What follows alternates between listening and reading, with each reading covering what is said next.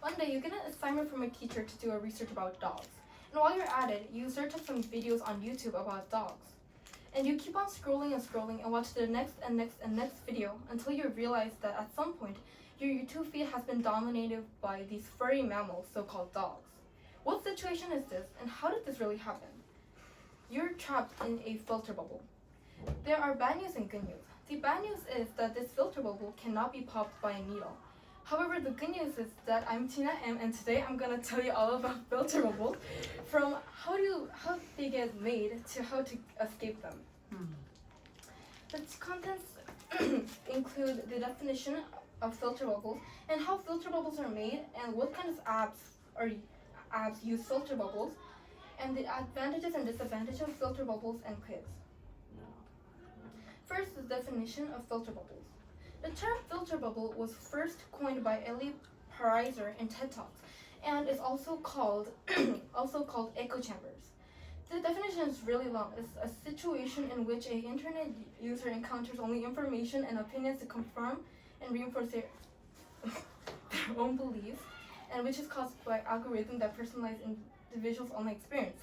To simplify this, it's kind of like if you search your preferences and the things that you like on the social media apps, they'll probably recommend you the contents based on what you like. And when your feed or the YouTube feed or the social media page get dominated by what the things you like, you can say that you've been trapped inside a filter bubble. Next is how filter bubbles are caused. First is data collection. This is caused by what you search or what you viewed, depending on the app. Next is personalization, and the apps start personalization of what you like, and they recommend you the contents they think you'll like based on what you searched and what. And next are reinforcements of beliefs. If you're trapped inside a filter bubble, there'll be only content and information about what you like and your own beliefs, which can narrow your perspectives and views on the real world. Next is a picture of a filter bubble. It was used in Eli Pariser's TED Talk speech, and the colorful ones are all the things on the real world, while this is a filter bubble you're in, like in apps like Netflix or Amazon. You can see that if you have a filter bubble, you can most likely ignore a lot of the things of the real world, but you can only know the things that you like and you searched. Next, what kind of apps or filter bubbles are used?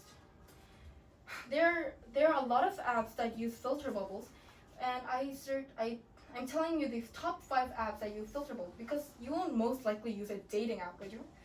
The first app is YouTube, which recommends contents based on your viewing history, and Google's kind of creepy because of your location, and also search history, and Facebook interests and preferences, Amazon for purchase history of what you buy, and Netflix is also viewing history like YouTube. Next is the advantages and disadvantages of filter bubbles. Even though I have a negative view on filter bubbles, there are a lot of cases that benefited by filter bubbles, kind of like personalization. This was one of these steps that caused filter bubbles, and because, for example, YouTube. For example, if YouTube knows what you liked and like what you know and what you believe, they'll recommend you contents of what you think. So it can make you your own universe of what you like and kind of like your hobbies and stuff like that. Next is efficient information delivery. Because they're recommending content that has information and data of what you like, you'll probably like the content that they recommended, which is much more efficient than searching it on your own. And next is enhanced recommendations. When they recommend you, like I said several times before, you will probably like it and probably like it and most likely watch it also. However, the disadvantages kind of outweigh the advantages. I think that people living in the 21st century must have, and especially students, must have wider perspective and a lot of different views from the real world. However, being in this filter bubble might narrow your views on the real world because of limited exposure to diverse views, because you only see what you like and what you prefer. And also, you might miss opportunities on the real world. Every day in this 21st century, everything is moving so fast, and there are news every day. However, if you're inside a filter bubble, you might most likely miss those opportunities to know new news. Next and most importantly, is how to pop a filter bubble. Don't just search what you what you search every day of what you like. Just following random topics and searching random topics might be how to pop a filter bubble. And also subscribe to newsletters, which is kind of important. If you subscribe to newsletters and watch the news a lot, you might have different views and different perspectives that might widen your views.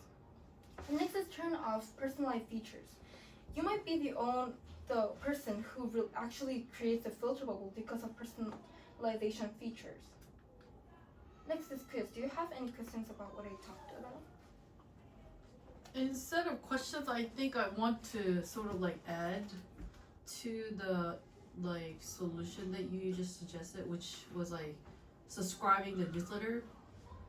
But like in most cases, especially if you're like subscribing some of the American like news, they're like extremely different. Biased. Yeah, extremely different news channels. How their political like personality is in the news channels. Like for example, CNN. If you're subscribing CNN, the channel itself is a very extremely liberal. Fox is extremely conservative. You know what I'm saying? It's like so like Fox is basically advocate for the Republican, and then CNN is a advocate for the Democrat. So if you don't know those kind of information, you just like subscribe CNN only, then you will only get the ideas for the Democrats. You understand? Oh, yeah. So you have to actually subscribe all kinds of channels. A different kind because Different kinds, yeah. some Because can like be they're biased. very biased. Every press is biased. Basically, you have to just like admit that. Yeah. All right. Do you have any more questions? If not, let me move on to showcase. Question 1. What is a filter bubble? You can change it or simplify it also. Like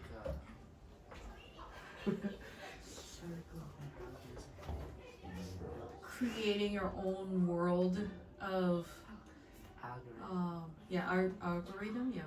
Because it's kind of like because of the algorithm, and it's kind of like personalization and your like own universe in social media. Next, name some apps that use filter bubbles. YouTube, Amazon, YouTube, Facebook, Facebook, Netflix. Netflix, Amazon. Instagram, yeah. There are a lot of apps which I didn't mention, kind of even Instagram too, and then Facebook and YouTube and Google and much more. Lastly, name some disadvantages of filter bubbles. You get biased. Because I have a negative view on filter bubbles, this presentation might or might not have been filter bubbled. So, but most importantly, if you realize that you're in a filter bubble, you try to pop it as most as you can. Thank you. Okay.